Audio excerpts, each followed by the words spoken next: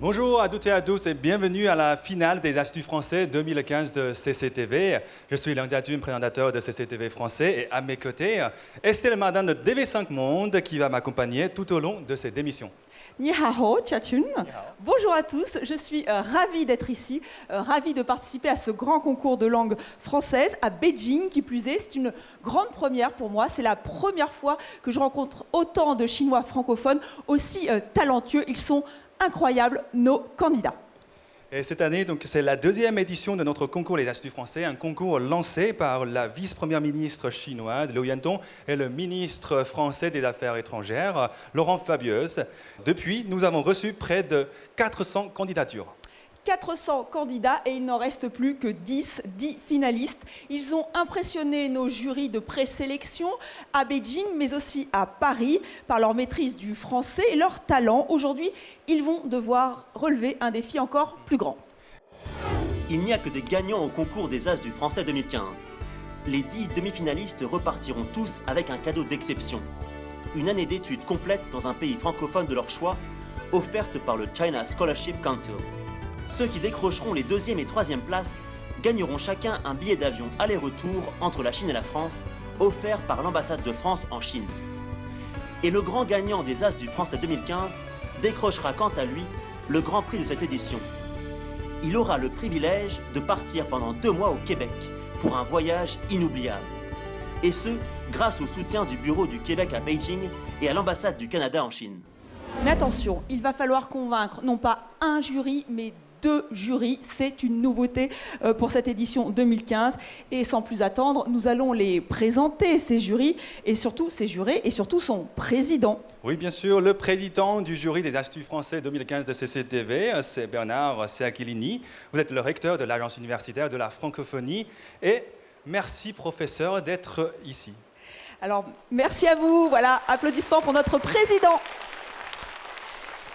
Un président qui est plutôt bien entouré. Bonjour Dong Qiang, vous êtes professeur de français de l'Université de Pékin et lauréat du Grand Prix de la francophonie. Merci d'avoir accepté d'être notre juré.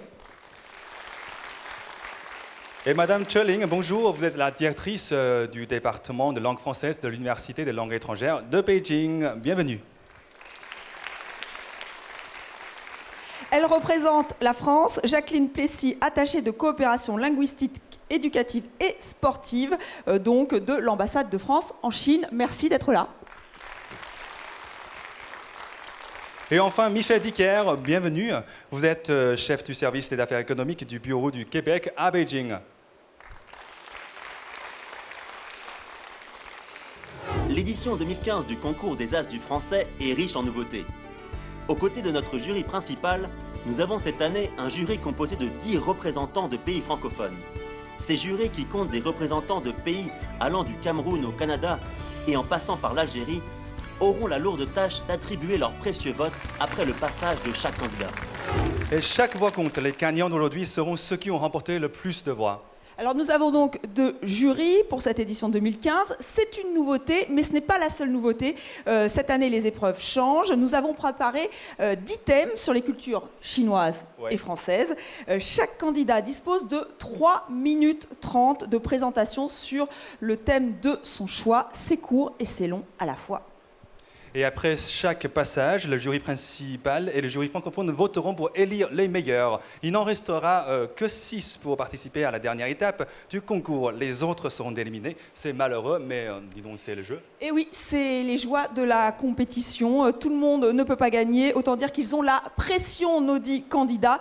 Ils sont en pleine forme, ils sont déterminés, ils sont talentueux, je vous le disais. Ils sont prêts à vous impressionner, vous, les membres du jury. Et sans plus attendre, nous allons découvrir le premier candidat ou la première candidate avec cette petite vidéo de présentation. Découvrons-le ensemble.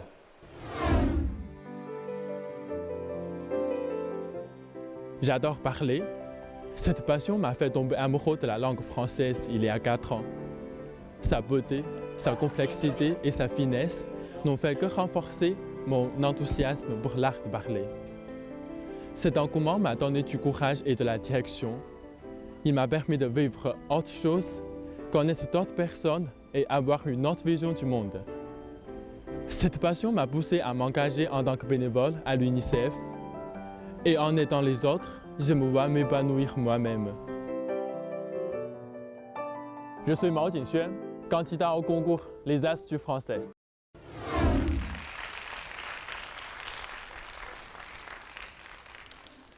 Bonsoir, mesdames et messieurs. Je m'appelle Mao Jingxue. Oui, c'est Jingxue, mon prénom. Jing comme dans l'expression idiomatique Huai Jing Wo Yu. Maintenant, si vous aviez un peu de connaissance du chinois littéraire, vous auriez peut-être déjà compris de quoi je vais vous parler aujourd'hui. Non? La dame là, non? Toujours pas? Non mais, quelle décadence de la culture! Alors, que veut-elle dire cette expression? Elle signifie tenir du jade parfait dans ses bras et ses mains. Ainsi, Jing, tout comme Yu, désigne du jade parfait. Or, pourquoi nos ancêtres chinois ont-ils voulu que l'on tienne du jade? Laissez-moi vous donner quelques indices. Le jade est une pierre très dure et tenace, formée dans des conditions spécifiques et complexes. Les premiers objets fabriqués en jade dans l'histoire de l'humanité ont été retrouvés en Chine, aujourd'hui le pays le plus important dans la production, la fabrication et l'utilisation du jade. Cette matière translucide s'inspire aux Chinois de la magie, de la divinité et de la sainteté. Les Chinois apprécient l'esthétique du jade, mais ce lien fort entre la Chine et le jade s'explique autant plus dans la symbolique, la spiritualité et la culture. Un objet en jade exige un très long travail et des techniques très complexes. Ainsi, dès le début de la civilisation chinoise, le jade constitue la matière principale des objets religieux ou de rituels. Une pièce précieuse de jade bien polie témoigne de la haute distinction de son possesseur. C'est pourquoi en Chine antique, le jade est associé aux lettrés, aux élites, sinon aux impériaux. Comparé alors, une autre matière également très importante en Chine, mais qui représente plus la richesse, le jade, quant à lui, prend tout un côté de raffinement. Cette matière translucide, souvent de couleur claire, inspire aux Chinois la magie, la dignité et la sainteté. C'est pourquoi les impériaux, notamment l'empereur, s'approprient du jade afin de désigner un pouvoir absolu doté par la divinité. On retrouve typiquement le sceptre de jade et le tampon de jade de l'empereur. Néanmoins, les hommes de belles lettres voient dans le jade davantage un aspect hors de la vie mondaine, la subtilité et la pureté. Il est devenu leur matière privilégiée pour manifester leurs revendications de bonté, de dignité et de sublime. Et ils en font un pendentif gravé de différentes formes, à porter soit sur le cou, soit sur la ceinture. Dans la culture traditionnelle, le jade s'associe au sacré et au spirituel. Le peuple chinois considère que le jade protège du mal. Il est ainsi devenu une des matières préférées du taoïsme. L'aspect spirituel se manifeste aussi dans la pensée traditionnelle que l'on doit nourrir le jade en l'approchant de la chair pour établir un lien spirituel entre le porteur et celui-ci. Si aujourd'hui le jade occupe toujours une place cruciale dans la vie des Chinois, cela doit largement au rôle fondamental de la philosophie de Confucius dans la culture chinoise. En effet, Confucius compare un homme de bien au jade en ce qu'il représente la bienveillance, la sagesse, la droiture, la loyauté, la fidélité et la bienséance. L'expression idiomatique que je vous ai citée tout au début, Huai Jing Wo Yu, est ainsi assimilée à signifier posséder de bons traits de caractère. C'est aussi pourquoi je me suis choisi ce prénom lorsqu'on a décidé de changer mon prénom. Le prénom chinois manifeste toute une symbolique d'espérance et d'intentionnalité, et c'est ainsi un tel homme que je souhaite devenir. Maintenant, si vous voulez connaître davantage la culture du jade, prenez nos ouvrages classiques chinois et lisez-les. Mais pour aujourd'hui, surtout, n'oubliez pas de voter pour moi. Merci.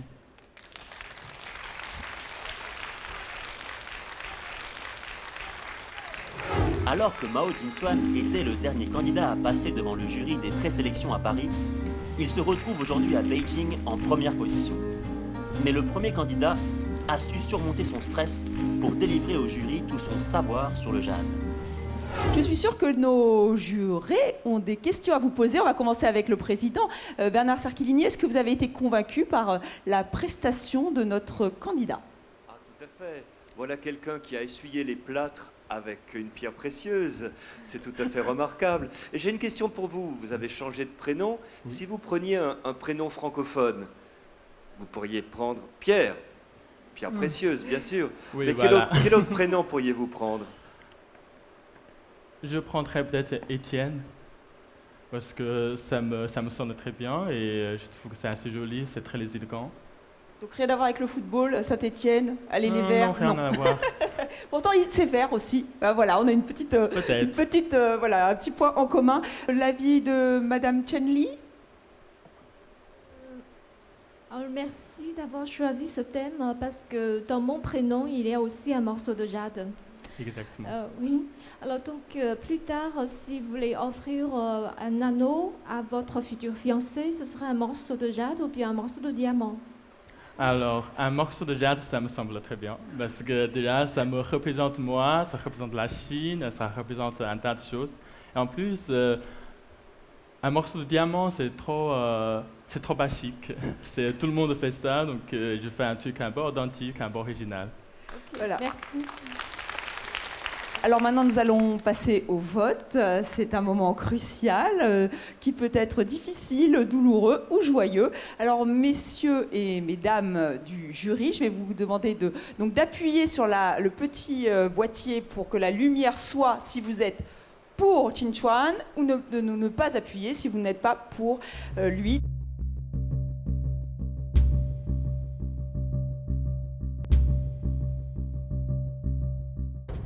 Monsieur le Président, Bernard Sarkilini, une voix déjà, une voix pour Qin Chuan. Michel Vicaire, 2 voix. Chen Li, 3 voix. Oh là là, je sens que c'est bien parti. Don Chang, voilà, donc non. Et enfin, Madame Plessis, voilà, 4 voix pour commencer. Bravo à vous, 4 voix.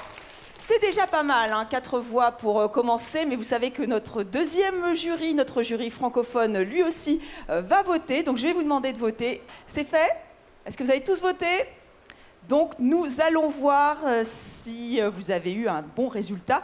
Combien de voix vont compléter les 4 voix déjà glanées? On regarde sur cet écran et voici pour Qin Chuan.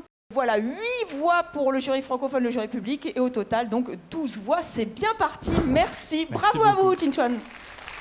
Les jurés, ils ont été très sympas, très sympathiques, et ils ont été très encourageants. J'en suis vraiment très reconnaissant. Et voilà, je pense que ça s'est pas mal passé, donc je suis assez contente, moi, ouais. Beijing est une ville ancienne, tout comme Xi'an, ma ville natale, et tout comme La Rochelle et Bordeaux, où j'ai étudié en France. Lorsqu'on caresse les vieilles briques des remparts de la cité, c'est l'histoire que l'on effleure du bout des doigts. J'ai beau être jeune, je me passionne pour les choses anciennes. Je ne suis pas contre la modernité, mais je lui préfère la délicatesse de ce qui a du vécu. À l'image du français, une langue gracieuse et riche de son histoire. Je suis Wei Peiguang, candidate au concours Les As du français. Notre deuxième candidate, Wei Peiguang, a décidé de partager avec nous son amour pour une des spécialités françaises par excellence. Va-t-elle réussir à éveiller l'appétit de nos jurys? Prit du pain, le brisa, le rompit et le donna aux disciples en disant « Je suis le pain de vie, prenez et mangez, ceci est mon corps. » Non mais quoi? Au nom de Dieu, c'est pas ça qu'il faut pour l'Eucharistie. Si je donnais cette baguette aux paroissiens, ils me traiteraient de blasphémateur. Oh non, non, non, Seigneur. Pardonne-moi et pardonne mes assistants. Ils ne savent pas ce qu'ils font. Et sauve-moi de cette misère.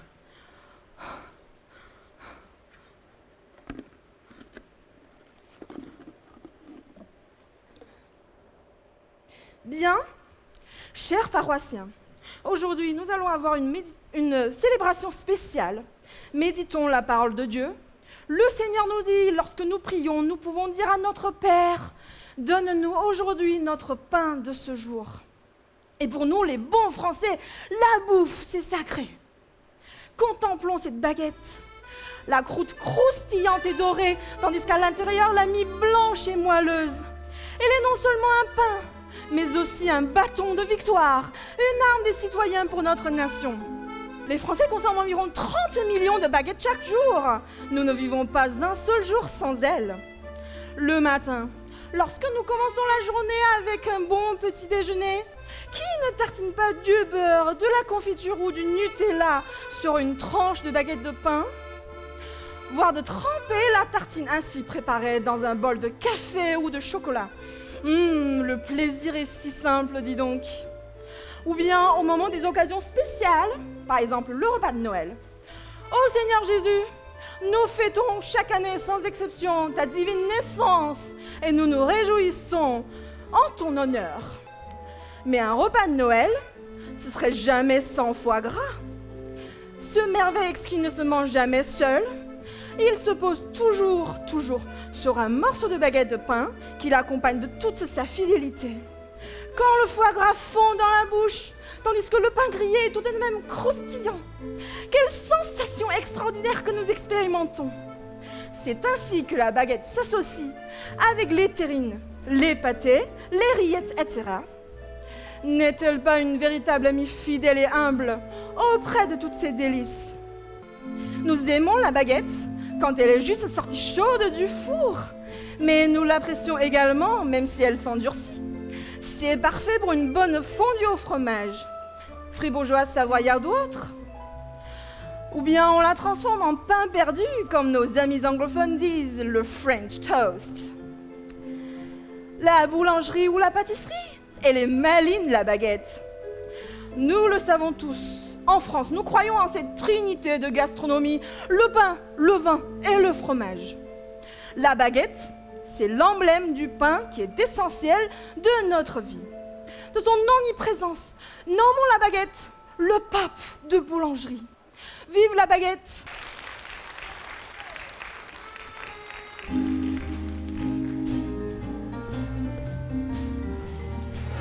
Pour la deuxième candidate, Wei Peiquang, le pain n'a désormais plus aucun secret. Sa délicieuse prestation nous a mis l'eau à la bouche. Regardons ce que le jury en a pensé. Et nous allons voir si les jurés sont aussi des amateurs de baguettes. Et il est temps donc en fait pour poser la question. On commence par Madame Plessis. Je voulais vous poser une question toute simple. Oui.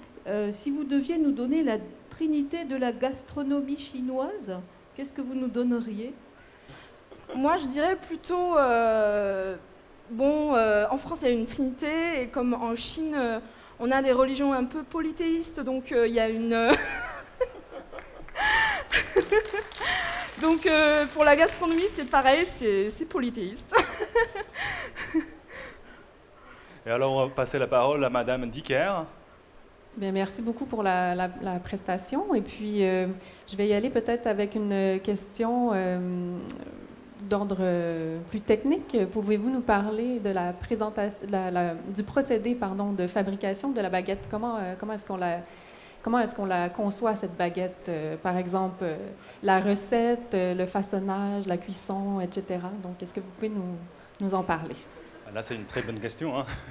Oui, je me retrouve aux as des boulangers.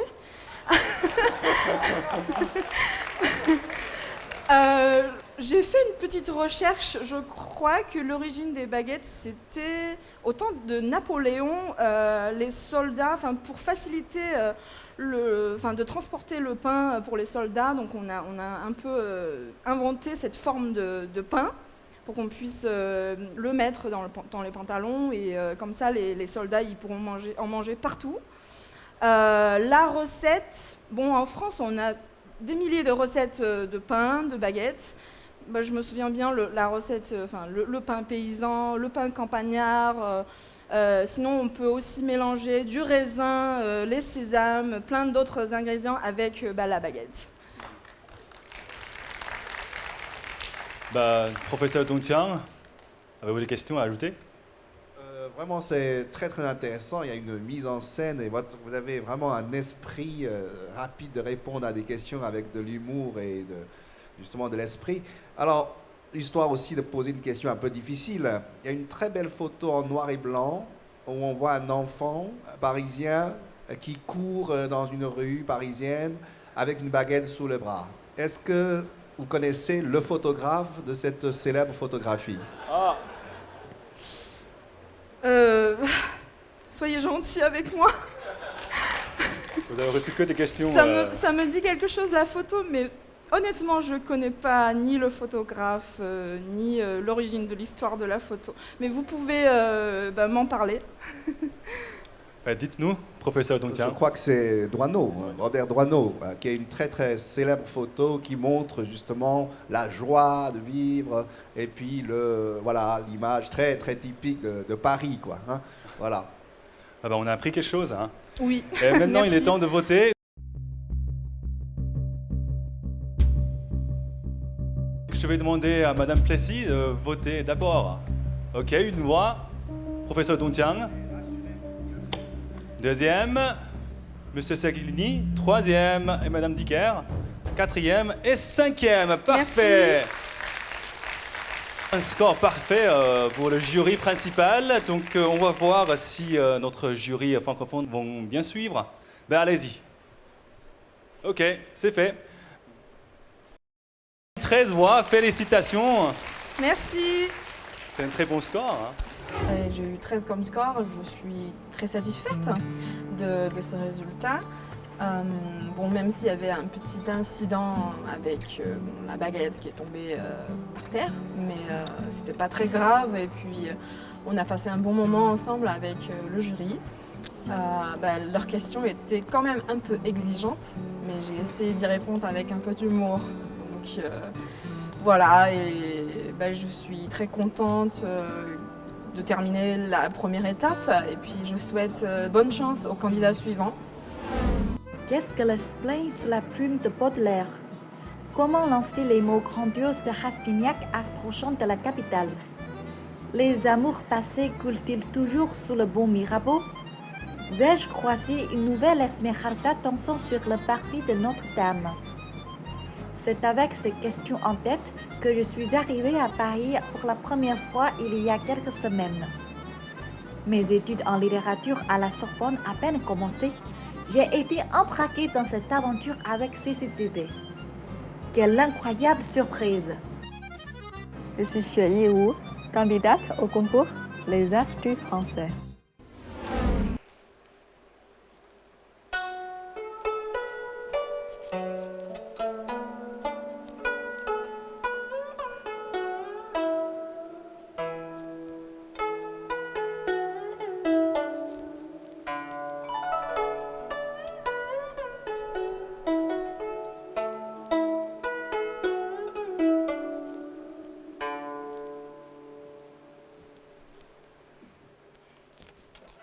L'extrait du morceau que je viens de vous interpréter s'appelle Kaoshan Liu Shui, le fleuve qui traverse la haute montagne. C'est un classique du répertoire traditionnel chinois et l'une des plus anciennes chansons interprétées au Guzheng. On raconte qu'un grand maître du Guzheng, nommé Boya, l'a composé à l'époque des printemps et automne.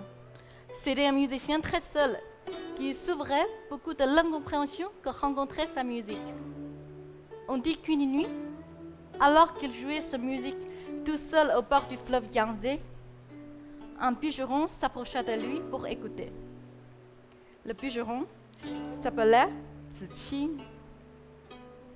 Ému par la musique de Boya, Ziqi le félicita.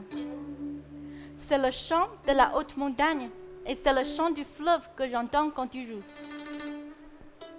Troublé par la perspicacité du visiteur, Boya lui demanda « Comment peux-tu savoir cela? Personne jusqu'alors n'a su saisir ce que ma musique exprimait. » Ce fut entre eux la naissance d'une grande amitié. Et c'est d'ailleurs pourquoi l'ami véritable se dit Zhiyin en chinois. Ça veut dire celui qui comprend ma musique. Mais le moment de se séparer arriva. Et les deux hommes se donnèrent rendez-vous au même lieu la nuit suivante. Malheureusement, Ziqi mourut peu de temps après et Boya fut seul au rendez-vous. Elle décida de jouer une dernière fois Kaoshan Liu Shui. Et ensuite, Boya brisa son guzheng contre un rocher en disant au ciel pourquoi jouer encore puisque le seul qui me comprend a disparu? On fait souvent référence à cette légende de Gao Shan Liu Shui pour parler d'une amitié véritable. L'équivalent chinois que la définition qu'on donne Montaigne. Parce que c'était lui, parce que c'était moi. Maintenant, revenons au guzheng, qui signifiait tout simplement le sitar traditionnel chinoise. Comme vous pouvez le voir, ma main droite pince les cordes avec les faux ongles qui sont fabriqués à partir des carapaces de tortues.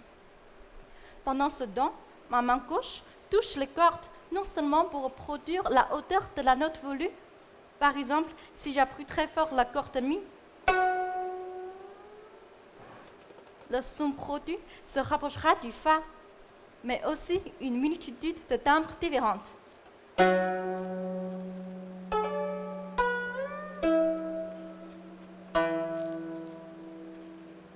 La musique traditionnelle chinoise repose depuis la Chine ancienne sur une gamme pentatonique, c'est-à-dire sur 5 notes. Do, ré, mi, sol, la. On a restitué progressivement les 2 notes manquantes sous l'influence de la musique occidentale. Maintenant, pour terminer, je vais vous interpréter un dernier morceau et j'espère pouvoir rencontrer des Chiyins, les amis qui comprennent ma musique.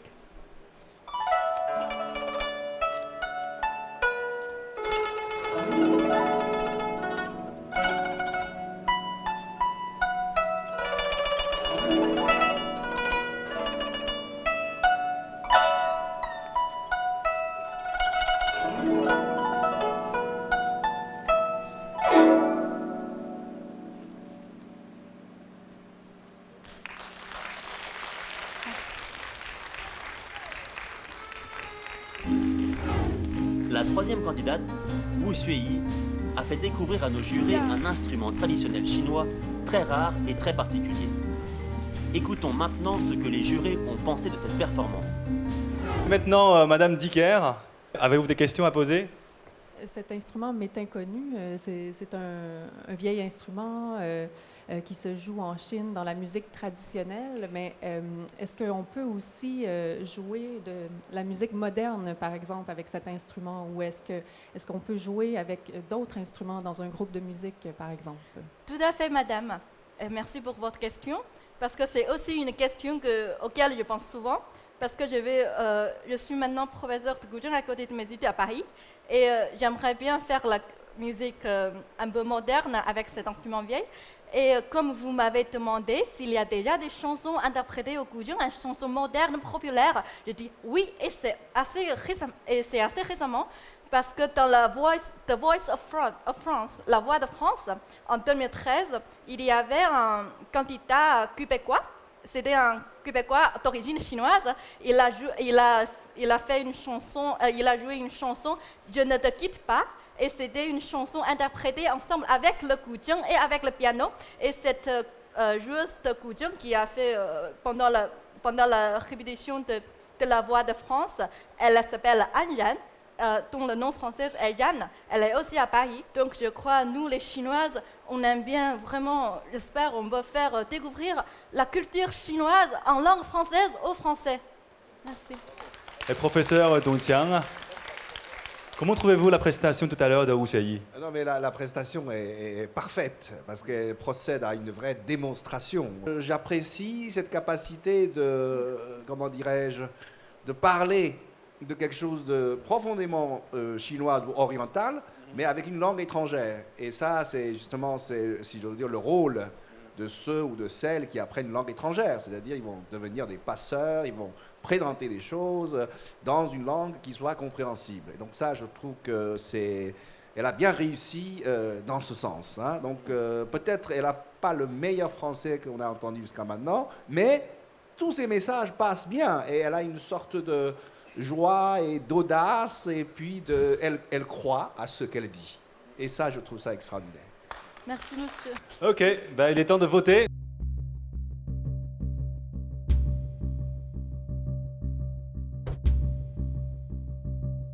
Donc on commence par Madame Plessis.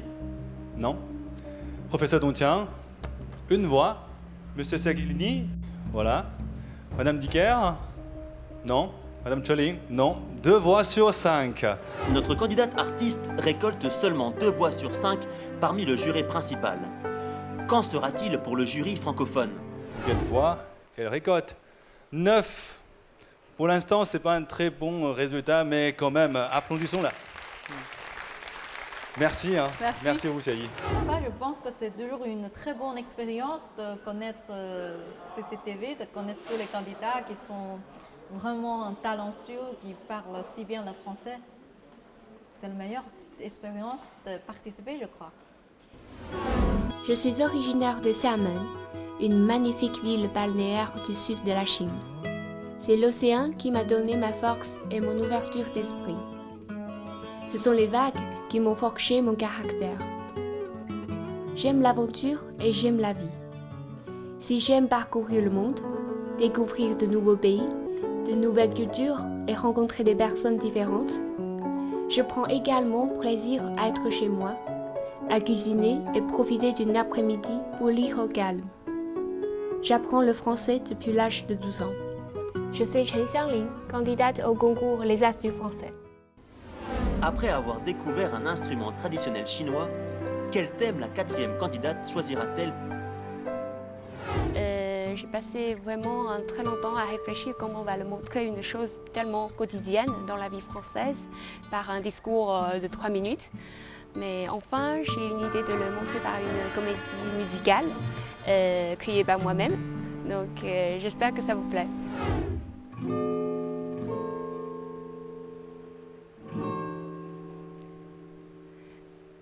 Quand je me lève le matin, un café, un croissant, c'est là la vie commence.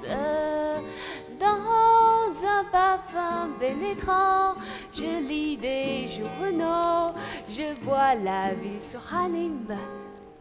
Un café m'a réchauffé, alors je me sens en moi, mon gars qui va.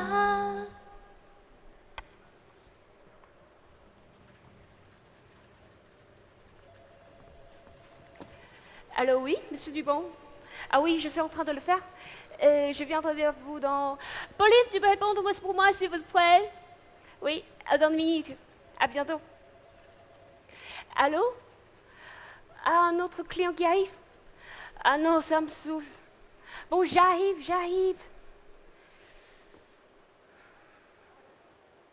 Semble que le boulot s'arrête jamais. J'ai juste besoin de prendre l'air. Je m'assois sur le terrasse, je regarde les passants, gars que ça me détend. Je ne veux pas travailler, je veux juste l'oublier. Frotter qui me rafraîchit, et puis je reprends. Allez, vous êtes prêts pour la présentation? Allons-y, on va les convaincre. Ah, je suis désolée, attendez. Allô, Jacques? Je vais aux réunions. Ah, tu viens rentrer ce soir? Ah oui, c'est bon. On revient à la café? À ce soir, ciao. Allez, bon, on y va.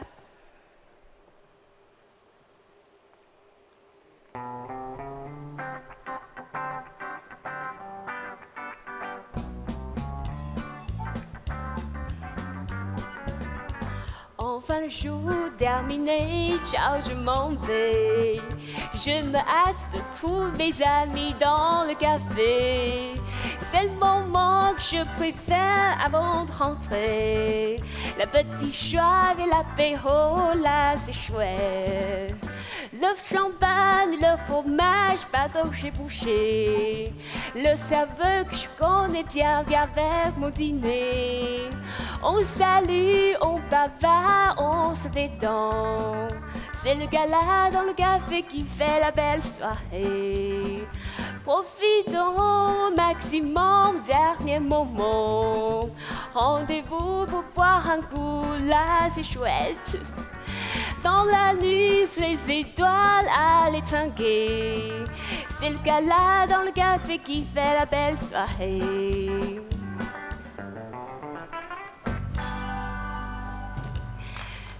Merci. On oppose souvent le thé et le café. Mais selon Chen Xiangling, ce sont deux marqueurs des cultures occidentales et orientales. Écoutons dès à présent la réaction du président. Et notre jury, il en pense quoi? Et on commence par le président du jury, M. Bernard Seaghilini. Non, ce que je voulais dire, vous êtes étudiante à Sciences Po. Est-ce que vous travaillez au café près de Sciences Po? C'est une tradition hein, d'aller préparer ses cours et Non, oui, j'ai l'habitude de travailler dans le café près de notre école. Il est un café qui est très renommé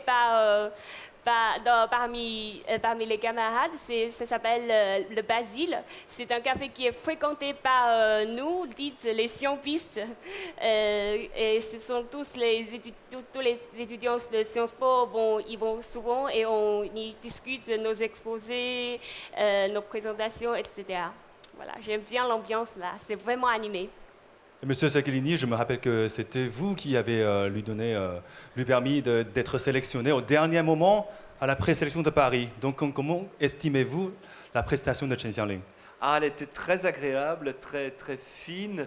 Et vous avez beaucoup progressé par rapport à ce que j'avais vu à Paris. Bon. Je vous en félicite. Merci. Et professeur Dong Tian, quel est votre avis? Là, effectivement, c'est devenu le lieu qui est aussi évidemment très, très parisien, hein, par excellence.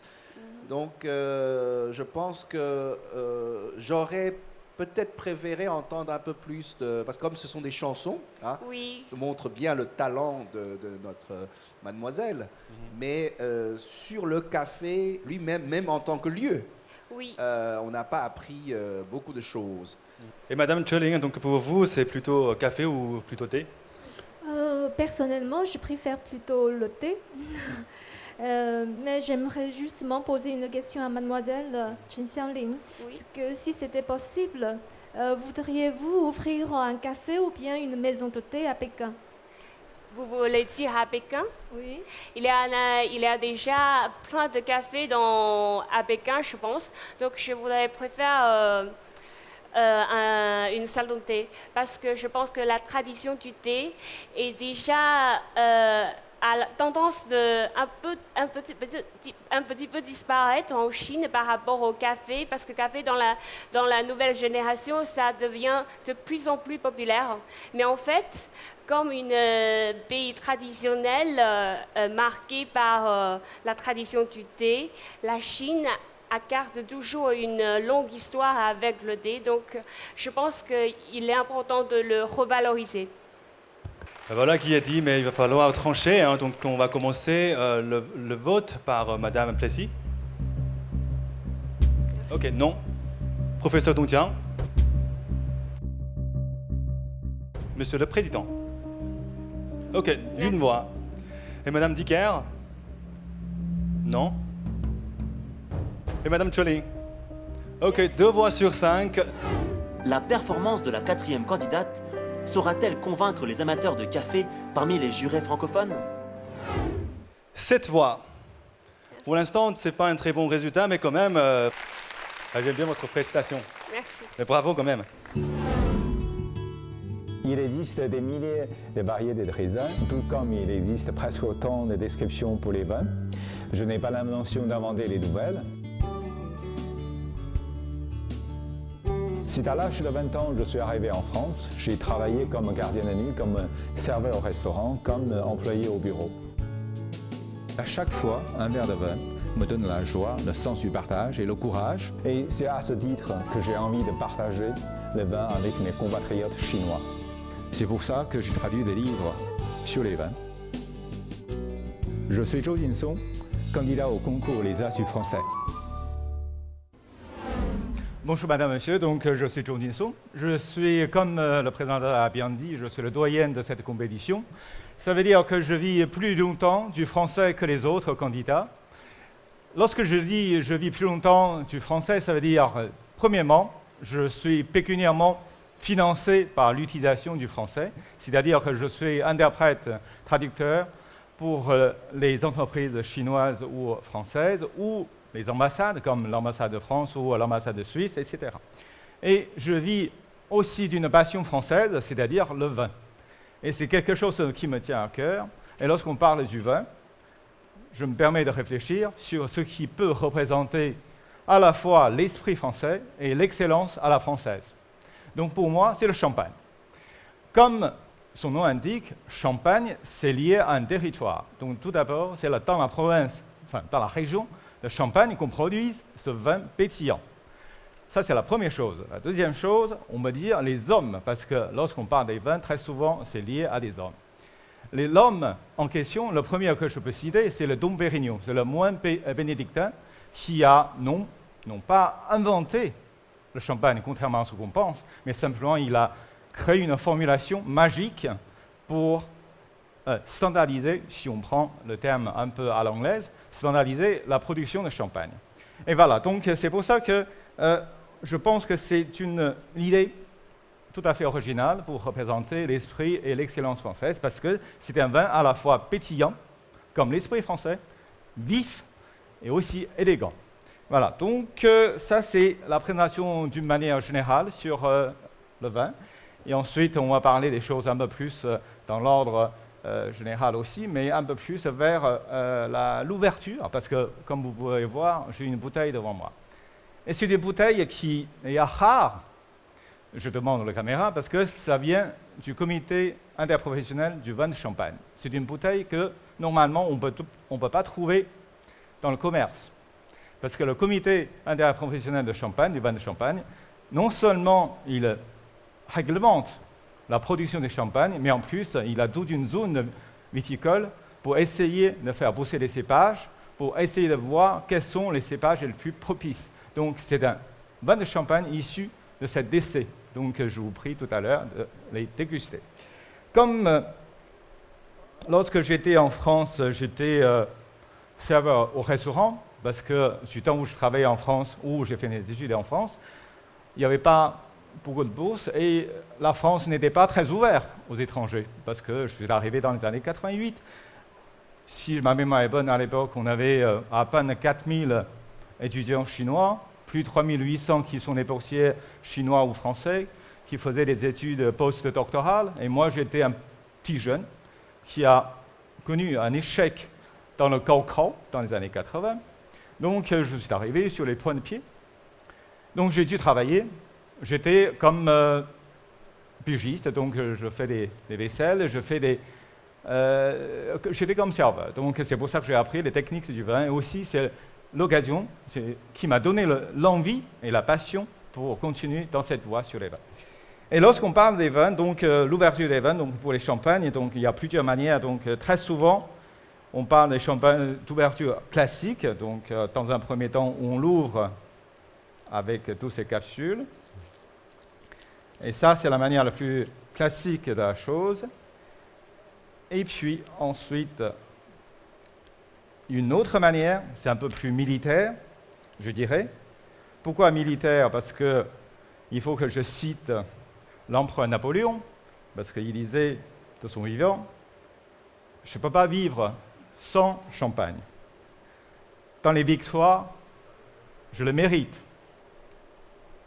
Et dans les défaites, ça me console. Donc, on peut avoir une solution très militaire ou martiale d'ouvrir le vin. Donc, je vais vous demander de faire attention à ça. Donc, c'est un sabre, enfin, l'imitation de sabre, l'aïeul. Je vais ouvrir la bouteille avec le sabre. Attention. C'est précis. Je vais peut-être réussir, mais peut-être je vais rater. Oh! Voilà. La bouteille est un peu agitée, je suis désolé, donc c'est pour ça qu'il y a des bulles, mais ça fait pétillant. Voilà, je vais servir dans le bon ordre. Ça tremble un petit peu, tout comme moi. Et normalement, c'est pas comme ça, mais bon, ça c'est des conditions de direct. Hop.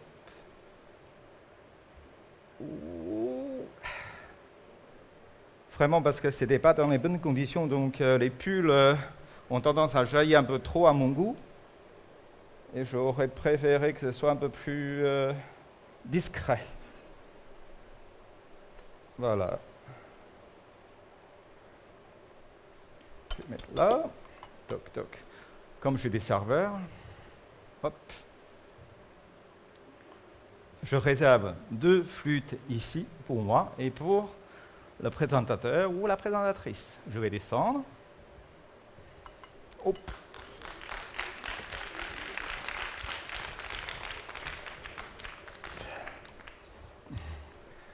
Voilà, lady first. Voilà. Non, je ne peux pas dire que c'est du blanc dedans, c'est un mélange, un assemblage. Oh, pardon, président. Pardon, excusez-moi.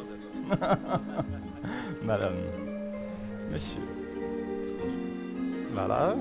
Et est-ce que ça constitue un pot de vin? Oui, c'est un pot de vin. Voilà.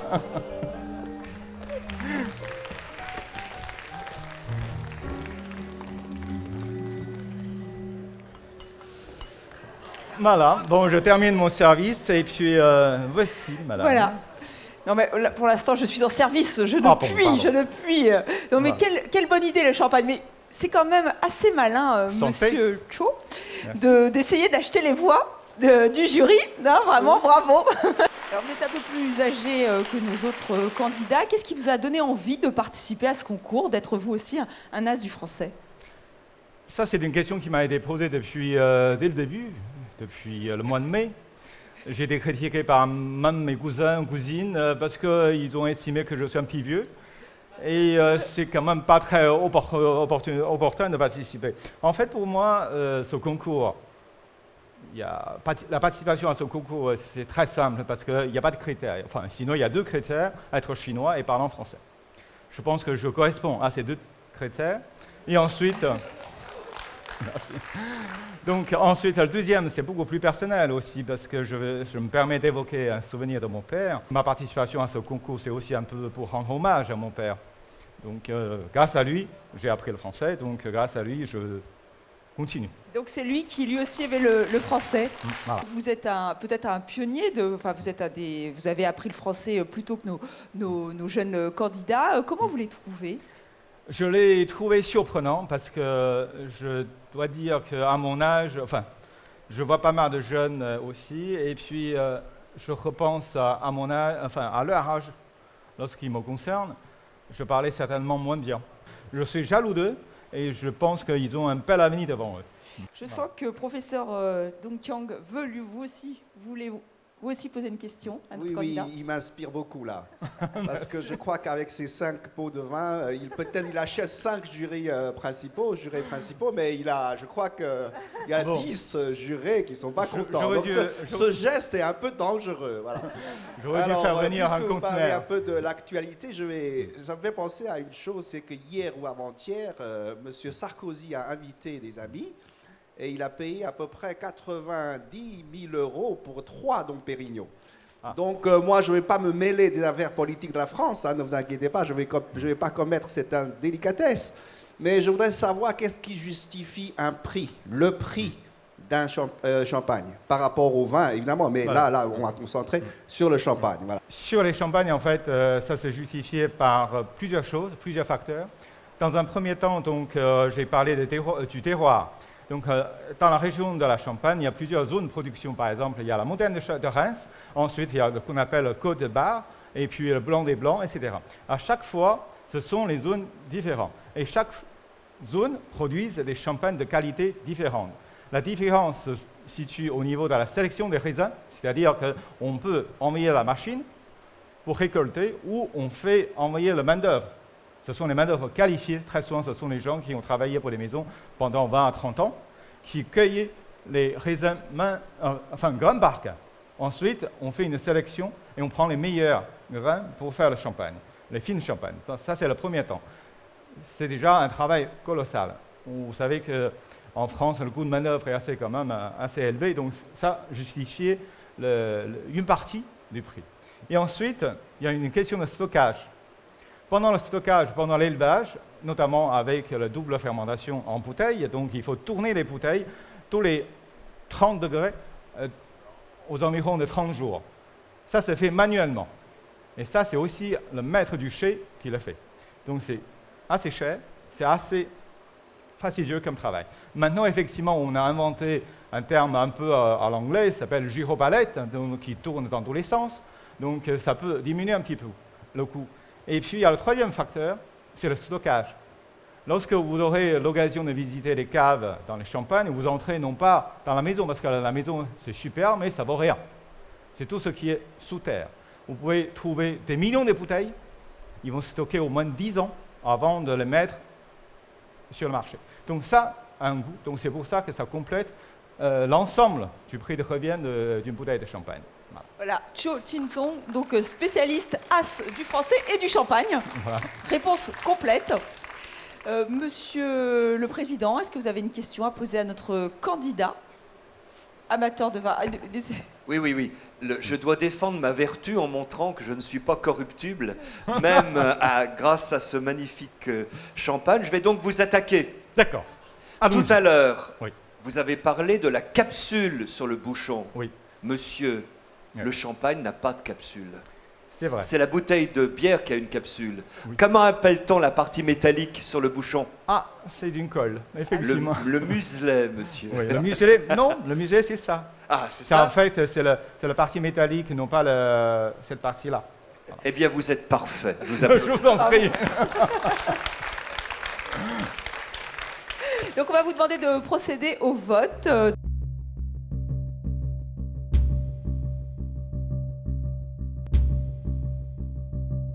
Donc on va commencer avec vous, Shelley.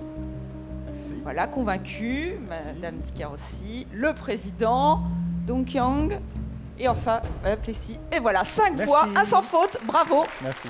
Bravo, Monsieur Cho. Merci. Et voyons maintenant si nos jurés francophones n'ont pas été trop dépités de ne pas avoir reçu une coupe de champagne des mains de Cho Jin-song. Oh, 14. Je crois que c'est le meilleur score pour l'heure. Voilà, bravo Monsieur Cho, 14 voix. Merci. Très bonne idée le champagne. Hein. En fait, la totalité est de 15, donc j'ai obtenu 14, donc c'est effectivement élevé, mais il manque encore une voix, donc je ne suis pas très satisfait et je pense que j'ai encore une marge à me perfectionner davantage. L'apprentissage de la langue française ne se limite pas aux doyens et aux étudiants. Les petits écoliers chinois se passionnent tout autant pour la langue de Molière. Regardons sans plus tarder le petit spectacle donné par les enfants de l'école Sishoku, accompagnés des 2 jeunes étudiants, Jung Kai-sin et Hu Tong.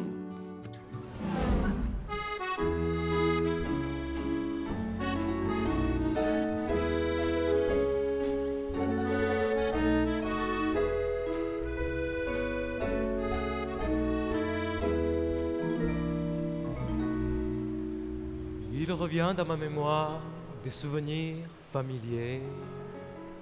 Je revois ma blouse noire lorsque j'étais écolier. Sur le chemin de l'école, je chantais à pleine voix des romances sans paroles, vieilles chansons d'autrefois. 1, 2, 3, 12 France, cher pays de mon enfance, bercé de notre insouciance, les garder dans l'or. Mon village, au clocher, aux maisons sages, où les enfants de mon âge ont partagé mon bonheur. Oui, je t'aime et je te donne ce poème. Oui, je t'aime dans la joie ou la douleur. Douce France, cher pays de mon enfance, bercé de tendre insouciance, je t'ai gardé dans mon cœur.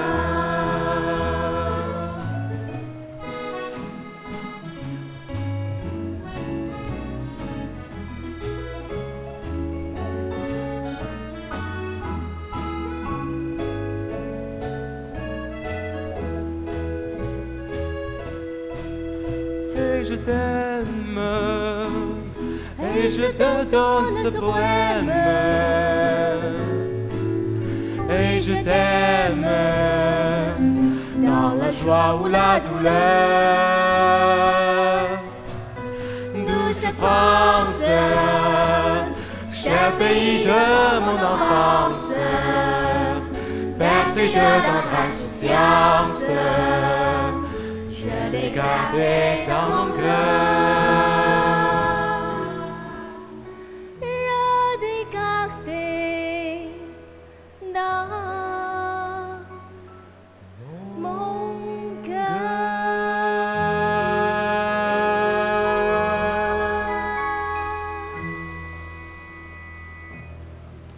Merci beaucoup. Bravo à vous tous, vous avez été parfaite, vraiment incroyable. Et merci à nos enfants de l'école de Chichicourt. Et c'est dans musique que s'achève cette première édition. Donc vous avez découvert déjà 5 de nos 10 candidats.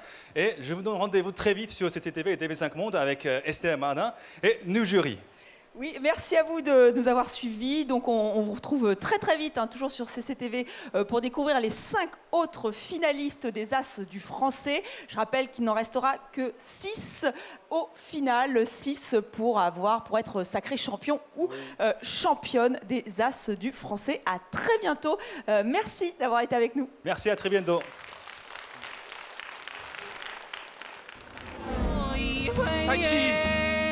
Et quand je vois la qualité de votre français, je voudrais vous demander, est-ce que la méditation vous a aidé à progresser la maîtrise de la langue française?